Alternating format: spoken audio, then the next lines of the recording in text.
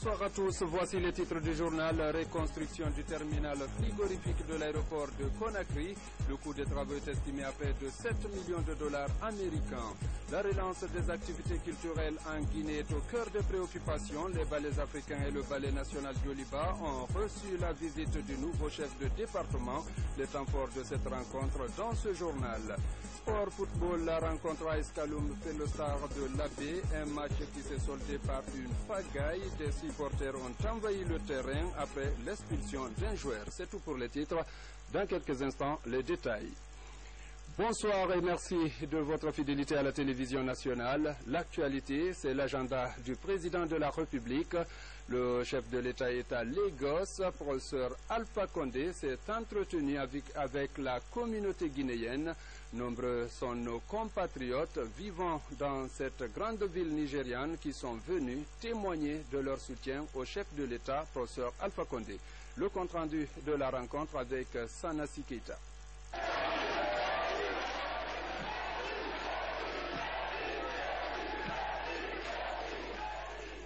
Le soutien de la communauté guinéenne vivant à Lagos au président de la République est sans réserve. Ils sont nombreux, ces Guinéens, dans cette salle pour magnifier leur joie suite à l'arrivée du professeur Alpha Condé, ici au Nigeria. Une occasion mise à profit par l'ambassadeur de Guinée au Nigeria de décliner quelques grandes réalisations du chef de l'État. De Conakry à Koya, de Massanta à Kissidougou, de Sambaïlo à Madina Gonas, de Boké à Mamou, partout en Guinée, on sent l'air du changement, car des routes sont bitumées, des localités à l'intérieur du pays. Les rues des villes sont illuminées avec des lampadaires, des milliers de lampadaires.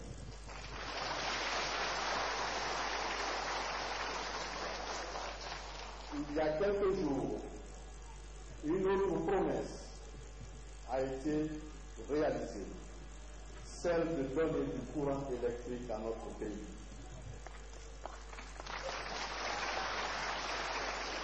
Cela a commencé par le lancement du grand barrage hydroélectrique de Kaleta.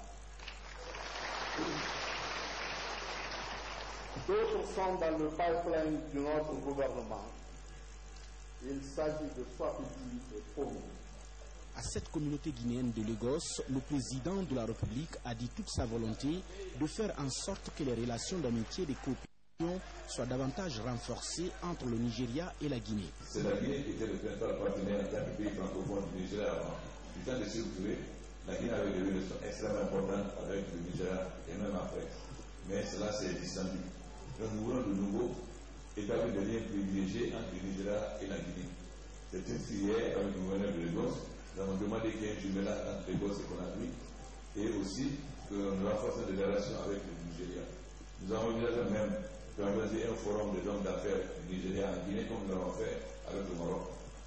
Aux Guinéens vivant au Nigeria, le message du chef de l'État est bien clair. Si vous êtes dans un pays, il faut respecter les lois du pays. Il ne faut pas rentrer dans les trafics de drogue ou dans le banditisme. Il faut respecter, pour que la Guinée soit respectée, il faut respecter les lois du pays. Le président Alpha Condé a eu droit enfin à un bain de foule de ses compatriotes avant donc de quitter Lagos pour Abuja. Abuja, où professeur Alpha Condé prendra part ce vendredi à la cérémonie d'investiture du nouveau président élu du Nigeria, Mahamadou Buhari. Les Guinéens du Nigeria mobilisés derrière le chef de l'État. Une délégation de l'Organisation internationale de la francophonie OIF est en séjour d'information et de travail dans notre pays. Son objectif, accompagner la Guinée dans son processus électoral. La mission a été reçue en audience par le Premier ministre chef du gouvernement. Le compte-rendu de la rencontre avec Adi Kamara. C'est une délégation de l'Organisation internationale de la francophonie, l'OIF en abrégé, qui séjourne depuis mardi à Conakry. C'est une mission d'information et d'appui technique. Son objectif est d'accompagner la Guinée dans son processus électoral. Nous avons donc expliqué au Premier ministre les raisons de cette présence. C'est que la francophonie peut faire, bien entendu, il appartient d'abord aux Guinéens eux-mêmes, notamment à la CENI, d'exprimer, de dire réellement ce qu'elle attend de la francophonie. La francophonie donc apportera son appui technique, et ce qui explique aussi qu'il y a déjà des experts qui sont venus avec nous. Donc c'est ce qu'on est venu expliquer au Premier ministre, qui a aussi donné des orientations. Le Premier ministre s'est tout d'abord réjoui de la démarche de cette mission de l'OIF avant de se pencher sur l'engagement du gouvernement à promouvoir le dialogue politique et garantir la paix sociale. Mohamed Seydou Fofana a promis que les prochaines échéances électorales seront tenues dans la transparence et la crédibilité, le tout dans un climat apaisé.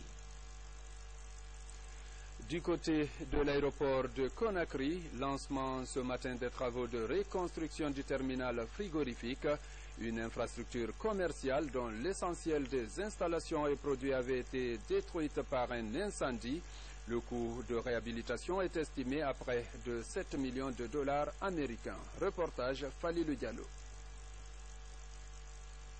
C'est dans la nuit du 18 décembre 2014 que cette infrastructure commerciale avait été détruite par le feu. Et sur ces décombres sera construit un nouveau terminal de produits périssables destiné à l'exportation. Et une note particulière sera apportée par l'installation d'un système de sécurité, de contrôle et de protection anti-incendie. La conception architecturale est délibérément contemporaine, mélangeant une structure porteuse et couverture en acier pour la partie frigorifique et une structure poutre en béton armé et couverture en acier galvanisé pour les autres parties. Une note particulière sera apportée par l'installation d'un système de sécurité, de contrôle et de protection anti-incendie. En procédant à la pose de la première pierre des travaux de réhabilitation de ce terminal, le gouvernement sud-africain et guinéen mesure les efforts déployés pour l'aboutissement de cet important projet. Nous sommes heureux de constater que le projet de réhabilitation, dans le respect des normes d'hygiène et de sécurité les plus strictes, qui nous réunit aujourd'hui, est le fruit de l'engagement de la société Mosmar Guinée en partenariat avec Amar Guinée, soutenu par le gouvernement guinéen, et la société mère Mosmar Sud-Afrique. Cette infrastructure devait répondre à un besoin crucial de soutien à la qualité et à la compétitivité des exportations par voie aérienne des produits horticoles halieutiques guinéens vers les marchés internationaux. Ce bâtiment et l'affiche sont d'une certaine façon le symbole de mon pays, le symbole de la Guinée. Un pays qui a traversé beaucoup d'épreuves, un pays qui a rencontré beaucoup de difficultés et qui porte encore sur son corps, dans sa nation, sur son terroir, qui porte encore les traces, les stigmates de cette difficulté, mais qui est aussi un pays en reconstruction, un pays qui aspire à la construction d'une nation encore plus forte, encore plus belle, encore mieux inscrite dans la modernité et dans la démocratie. Le terminal frigorifique moderne sera bâti sur une superficie de 2400 mètres carrés et comprendra 2 chambres froides, des vestiaires, un hall d'accueil, un local infirmerie, une salle de repos, des bureaux, open space, 5 unités de logement et des salles d'astreinte. Le tout pour la bagatelle de 7 millions de dollars américains. Et puis, la première dame de la République a présidé hier les cérémonies de la fête de la mare de Barreau. C'était en présence de nombreuses personnalités, diplomates, hommes politiques et de tourisme également. Nous reviendrons sur cet élément dans nos prochaines éditions d'information. Ils sont de la toute première cohorte de jeunes recrutés à la fonction publique à l'issue d'un concours pour mettre en marche les réformes dans le secteur économique. Réunis en association, ces jeunes cadres forment le JAC, entendez, le Jeune Action pour le Changement. Ils viennent de lancer une campagne de sensibilisation pour inciter leurs compatriotes à se faire recenser. Le sens civique de cette démarche avec Thierno Ousmane Diallo. Pour leur première activité de terrain, ils ont choisi de faire du porte-à-porte pour inviter leurs compatriotes à se faire recenser. Les 518 jeunes acteurs du changement entendent ainsi cultiver davantage l'esprit de citoyenneté et faire comprendre l'enjeu des prochaines consultations électorales aux populations. Une action volontaire, synonyme pour eux de contribution à l'essor démocratique du pays.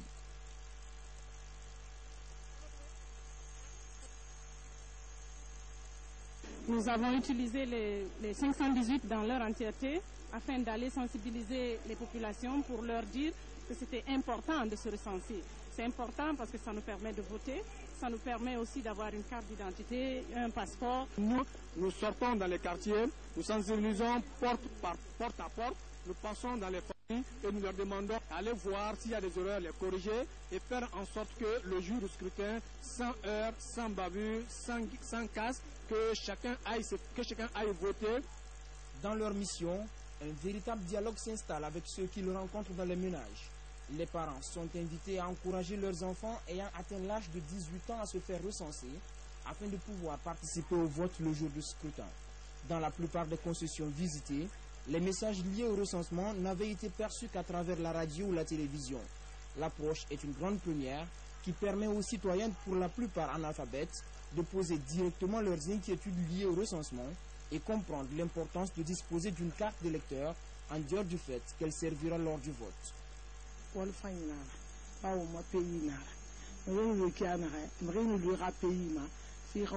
C'est très bien ce que vous faites. Il est fondamental de se faire recenser dans le pays auquel on appartient. Malgré que le soleil soit ardent, nous vous encourageons.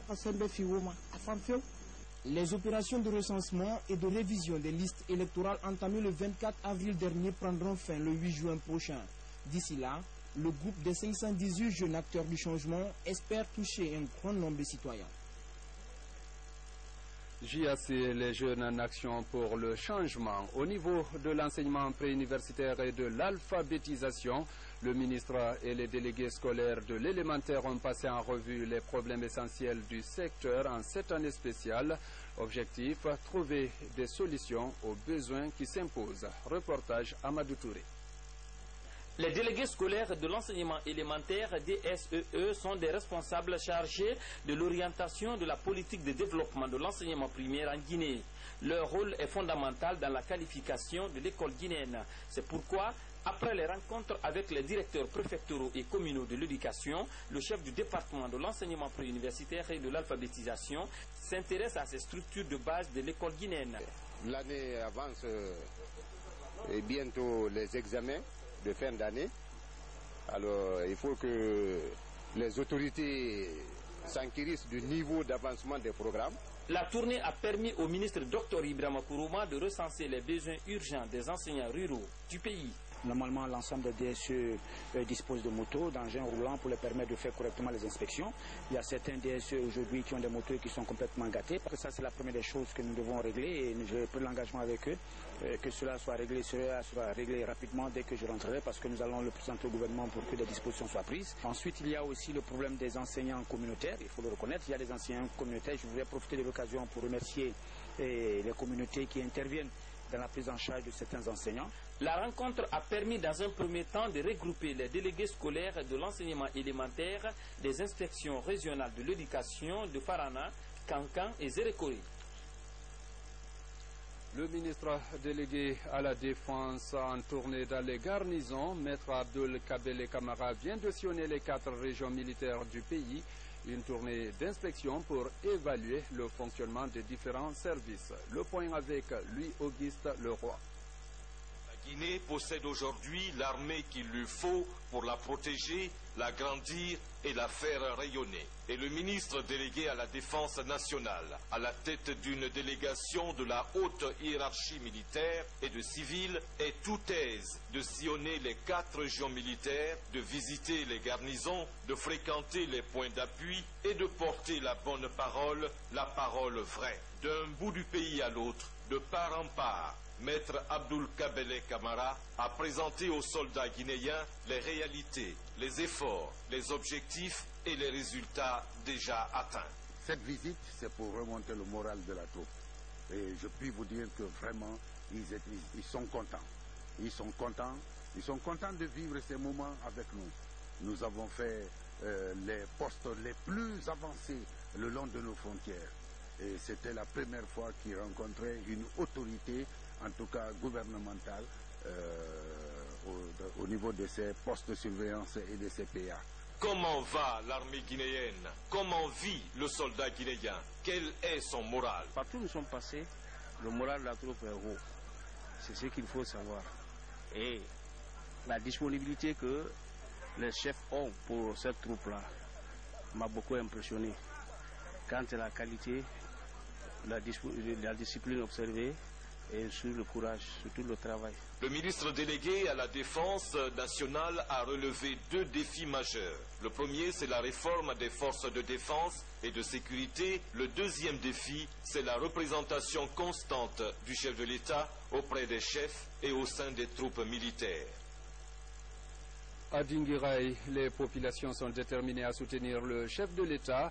Des engagements ont été pris à cet effet. Dinguiraye en action, c'est le nom de mouvement qui a d'ailleurs relevé comme défi le plébiscite du professeur Alpha Condé le 11 octobre 2015. Reportage Kamara Sangiana. Commencer par le rituel de lecture du Saint-Coran à la grande mosquée d'El Hadj Oumar Tall de Dinguiraye. Le sacre de l'association Darak en action est un engagement qui accompagne à la réélection du professeur Alpha Condé, ce qui dénote la forte mobilisation sociale à la maison des jeunes de Dinguiraye. Dinguiraye, au rendez-vous avec le destin, a fait son choix. Celui de porter son dévolu sur Alpha Condé pour les 5 prochaines années. Ce choix est motivé par l'option du changement, non plus simplement prôné, mais celui que le magistère du professeur a montré et que les Guinéens ont vécu depuis 2010. En témoignage, des voix rassurent que Darak est la meilleure formule pour resserrer les rangs des fils résidents et ressortissants de Dinguiraye. Bon, Dinguiraye a apprécié le professeur Alpha Condé au pied de Plaza Diamond, au pied des réalisations à Bokeh, au pied des réalisations à Zérekoré, au pied des réalisations à Mamou, au pied de ce qui se passe actuellement à Kanka. D'une manière générale, au pied des grandes œuvres qu'il est en train de faire pendant 4 ans, 50 ans d'autres n'ont pas pu réaliser. C'est là que Dinguiraye l'a fait. L'éradication de la maladie à virus Ebola, l'enrôlement intégral et correct de tous les citoyens en âge de voter, mais aussi et surtout la culture de la paix et de la quiétude sociale. Le renforcement de l'unité nationale à travers un dialogue constructif entre tous les Guinéens. Soyez-en vivement remerciés. Le secrétaire général des affaires religieuses s'est dit comblé du partenariat social qui donne une nouvelle configuration à la cohabitation politique de Dinguiraye. Si le Sotom est venu pour changer le pays, et Dinguiraye dit aujourd'hui oui, vraiment vous êtes embarqués dans un train à grande vitesse. Vous allez traverser. Le gouvernement est avec vous. Au nom du président de la République, au nom de son premier ministre El Hadj Mohamed Saïd Fofana, vraiment tout le monde sait, à l'heure où nous sommes là, c'est l'action-là qui est à Dinguiraye. Une tournée de travail a guidé le parrain politique de Dinguiraye dans certaines communautés rurales de développement. Partout, autorités et populations ont porté en atout certaines réalisations et autres projets en perspective dans la localité. Autre sujet de cette édition, le mariage précoce, un sujet au cœur des préoccupations. Son éradication dans la sous-région constitue de nos jours une priorité. C'est du moins ce que l'on constate avec l'implication du Forum de la société civile de l'Afrique de l'Ouest, j'allais dire, qui adopte pour ce combat une nouvelle stratégie. Explication Bernard Tonguino. C'est une journée de concertation entre acteurs publics et société civile sur la problématique du mariage précoce. Autour de la table, des organisations de femmes et autres structures de défense des droits de l'homme. Objectif, définir des stratégies efficaces pour éradiquer le phénomène. Une fille de 13 ans qui se marie ou 14 ans qui se marie, qui n'est pas bien développée, c'est pas facile qu'elle développe une grossesse et qu'elle s'en sorte indemne. Il faudrait que la communauté s'approprie de cette de cette stratégie, s'approprient de cette lutte pour que ce soit une lutte globale afin de faire une riposte holistique à ce phénomène qui est devenu aujourd'hui un problème de santé publique. La lutte contre le mariage précoce est l'une des préoccupations du Forum de la société civile de l'Afrique de l'Ouest. C'est ce qui fait que nous avons élaboré la stratégie nationale de lutte contre les violences basées sur le genre. Et parmi les violences basées sur le genre figure en bonne place le mariage précoce. En dépit de son interdiction par la Constitution, le mariage précoce continue d'être pratiqué en Guinée. Les statistiques révèlent qu'une femme sur 4 est mariée avant l'âge de 15 ans. La présente rencontre devrait permettre la signature d'une pétition et d'un plaidoyer en faveur de l'éradication totale de la pratique. Rencontre entre les chefs de quartier, les responsables communaux et les acteurs impliqués dans la lutte contre Ebola. Il s'agit de faire la situation épidémiologique de l'épidémie et explorer également des pistes pour l'après-Ebola. Explication Moussa Bangoura. Suite à la supervision des activités de riposte à Ebola dans la capitale Conakry, les acteurs impliqués dans la lutte, les chefs de quartier et les unités opérationnelles sont en conclave à Kaloum. Il s'agit de faire la situation épidémiologique de l'épidémie et apporter des solutions pour l'après-Ebola. Tous les intervenants, chacun vient, l'expose, il présente son résultat, les difficultés qu'il a, et ensemble, nous essayons d'harmoniser et de coordonner les choses. La bataille sur Ebola n'est pas d'abord terminée. Il faut que vraiment les rencontres, non seulement avec les CVQ, les rapporteurs, les membres de l'unité opérationnelle et les partenaires financiers et techniques, à chaque semaine pour qu'il y ait une rencontre pour la remontée non seulement des données, mais pour expliquer aux citoyens l'importance de l'utilisation de ces kits. En ce début de grande pluie, les mesures sanitaires doivent être renforcées pour éviter de nouvelles contaminations. Je dirais aux chefs de quartier d'être vigilants. Le gouvernement a pris toutes les dispositions pour les permettre de sillonner de maison à maison, de continuer la sensibilisation. Ils ont déjà leur moto, ils ont reçu les téléphones flottes qui leur permettent de se joindre quand il y a des problèmes. Avant la fermeture des classes, 50 autres unités opérationnelles seront dans les établissements de la capitale pour renforcer la vigilance. L'opération est pilotée par l'UNICEF et l'ONG Zéro Pauvre en Afrique. Rendre notre environnement propre, les femmes de Mandiana ont compris cette utilité. Elles cultivent cette habitude dans la dite préfecture et leurs efforts viennent d'être même récompensés par une ONG. Guinée Solidarité Féminine, c'est le nom de la structure qui vient d'offrir du matériel à ces femmes pour leur permettre de bien exercer. Reportage Fernand Koroma, Sekou Sibi, David Silla. Ces femmes sont de tout temps à l'œuvre pour l'assainissement de la ville de Mandiana. Elles sont organisées en une structure dénommée Mandiana Sania. Grâce à leur action, la ville présente une lueur de propreté. Pour les encourager, l'ONG Solidarité Féminine vient de leur offrir un lot de matériel d'assainissement, du matériel composé de brouettes, de râteaux, de gants et de balais. Ce groupement Mandiana Sania a déjà fait beaucoup d'actions que nous apprécions à distance. C'est pourquoi nous avons pris l'initiative de prendre ce petit matériel très modeste pour remettre à ces femmes. C'est insignifiant pour nous, mais c'est signifiant pour d'autres. Pour la présidente de Mandiana Sania, ce don va permettre à sa structure d'augmenter sa capacité opérationnelle et réduire le temps de travail. Les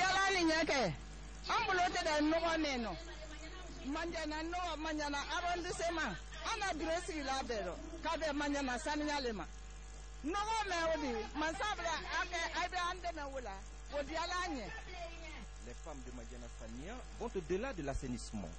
Elles sont à l'origine du dernier forum de Mandiana. Cela a permis de résoudre de nombreux conflits miniers qui endayaient la préfecture. Les autorités préfectorales, en plus de se réjouir du don, louent les efforts des femmes balayeuses. J'ai fait préoccuper cette association à autre chose.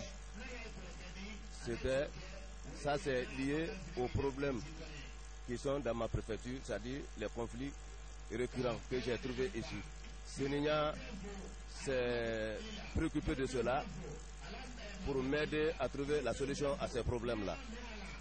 Je suis très content parce que désormais, je trouverai que la ville est propre grâce à ce qui vient d'être donné par cette ONG aux femmes qui se sont engagées à assainir la ville de Mandiana. Ces femmes balayeuses manifestent leur soutien au chef de l'État, professeur Alpha Condé. Sa politique de développement a changé la physionomie de la ville de Mandiana, longtemps oubliée. Et puis, ce communiqué du ministère de l'Environnement, des Eaux et Forêts. Le ministre de l'Environnement, des Eaux et Forêts a le plaisir de porter à la connaissance du gouverneur de la ville de Conakry, des gouverneurs de régions administratives, des préfets, des directeurs régionaux et préfectoraux de l'environnement, des eaux et forêts, qu'à l'instar de toutes les nations du monde, la journée mondiale de l'environnement sera célébrée en Guinée le 5 juin 2015 dans la commune urbaine de Koundara sous le thème des villes vertes, un plan pour la planète. Compte tenu de l'importance et de la dimension de cette journée, le département en charge de l'environnement entend conférer à l'événement tout le succès escompté. Les activités de cette année consisteront au reboisement des artères principales et à l'aménagement des espaces verts de nos villes. À cet effet, je vous invite de bien vouloir célébrer cette journée dans vos juridictions respectives tout en tenant compte des activités indiquées ci-dessous. Par la même occasion, je souhaite que les activités de reboisement se poursuivent pendant la période des mois de juin, juillet et août sur toute l'étendue du territoire national. Je sais compter sur votre responsabilité habituelle dans le cadre de la sauvegarde de notre environnement. Signé le ministre de l'Environnement, des Eaux et Forêts, Hadja Kadiatou Ndiaye. Après sa prise de fonction, le ministre de la Culture est allé à la rencontre des ensembles instrumentaux. Objectif, connaître les conditions de travail de ces structures et leur apporter un soutien pour une pérennisation de nos valeurs culturelles. Reportage Francis Collier. Les ballets africains en sciences de répétition, ici, on travaille dur pour faire valoir l'héritage culturel de tout un peuple. Même si les moyens font défaut, chacun se débrouille pour prendre part à la seule répétition dans la semaine. Les ballets africains ont été créés en 1949 par le célèbre chorégraphe poète Keita Fodeba, repris en 1959 par la République de Guinée. Alors depuis lors, nous sommes devenus une troupe de l'État. Nous ne sommes pas un groupe d'animation, mais un groupe de ballet et de courage. Nous qui avons été recrutés dans les années 1960, nous sommes obligés de nous faire remplacer par les plus jeunes, qu'il faut retravailler dans le sens de la culture de la danse et des chansons. Au Ballet national de Liba, l'esprit et le corps travaillent pour traduire l'art des rythmes et de la maîtrise de l'espace. Aujourd'hui, nous sommes très satisfaits de la visite du ministre, parce que c'est rare que le ministre rende visite aux ensembles nationaux. Donc lui, il est bien parti, il est parti sur de très bons pieds. Le nouveau ministre de la Culture, dans sa prise de contact avec ses ensembles instrumentaux nationaux, note les grands défis à relever pour que la Guinée retrouve sa place sur le plan culturel. Les problèmes sont les mêmes. Des problèmes de lieux de répétition, donc de sièges, des problèmes de prise en charge des artistes, parce qu'ils ne sont pas pris en charge, et des problèmes de subvention. Ce sont nos artistes. Nous sommes nous-mêmes artistes, nous sommes venus pour qu'on reste ensemble, qu'on voit ce qu'il faut faire pour la relance des ensembles nationaux. Les ballets africains et le ballet national de Liba doivent à l'interne faire un travail d'organisation. Pour le ministère, la bataille est engagée pour créer un meilleur cadre de développement de la culture guinéenne. Le mouvement Kaloum Ratanga soutient les idéaux de changement du professeur Alpha Condé. À quelques mois seulement des élections présidentielles, le mouvement s'engage à unir les Kaloumka et mettre fin aux divergences dans leur commune. Reportage Aboubakar Sidiki Kamara. Ce carnaval à travers les rues de Kaloum est une démonstration de force du mouvement Kaloum Ratanga entendé sauve Kaloum d'Aboubakar Bobodi Kamara. À la veille de la présidentielle prévue pour le 11 octobre prochain, le Kaloumka appelle à la cohésion et érige une forteresse derrière le président candidat pour sa réélection, comme pour dire qu'à Kaloum, il n'y a qu'Alpha Condé. On a besoin de tout le monde. Vous pour qu'on puisse régler la situation de notre pays aujourd'hui. Jeunes, femmes et sages disent oui au professeur Alpha Condé à Kaloum.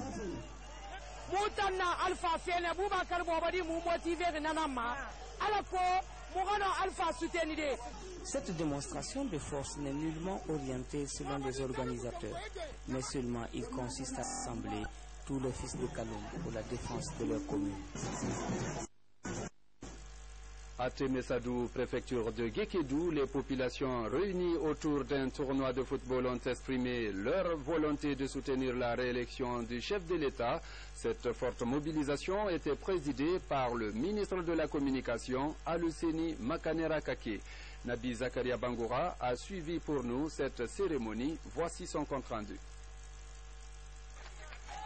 C'est un accueil chaleureux que les populations de Temesadou, une sous-préfecture située à 30 km de la ville de Guékédou, ont réservé au ministre de la Communication. Le ministre Makarena et sa suite sont venus présider la finale interdistrict de football doté du trophée Sir Joseph Kaduno, un natif de la contrée.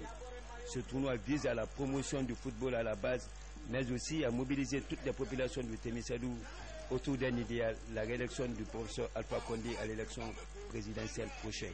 Ça crée de la joie, ça crée de la sensation. C'est ça que nous avons voulu créer.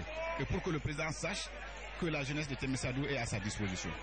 12 districts repartis en 6 équipes étaient engagés dans ce tournoi depuis le 13 avril dernier. Après plusieurs éliminations, 2 équipes se sont retrouvées en finale. Une finale qui a opposé les équipes FC Temesadou Djibou en vert et celle de Bagbedaï en bleu. C'est le ministre de la Communication qui a donné le coup d'envoi. C'est les épreuves des tirs au but qui donneront la chance FC Temesadou sur son homologue sur le score de 3-2. Satisfait de la qualité et la mobilisation de la population, je suis aussi satisfait du fait que je vois une population dévouée à soutenir le président de la République pour son plébiscite, ce qui dénote l'attachement indéfectible de notre terre à sa localité, sont vraiment des symboles pour nous dire que nous votera 100% pour le professeur Alpha Condé.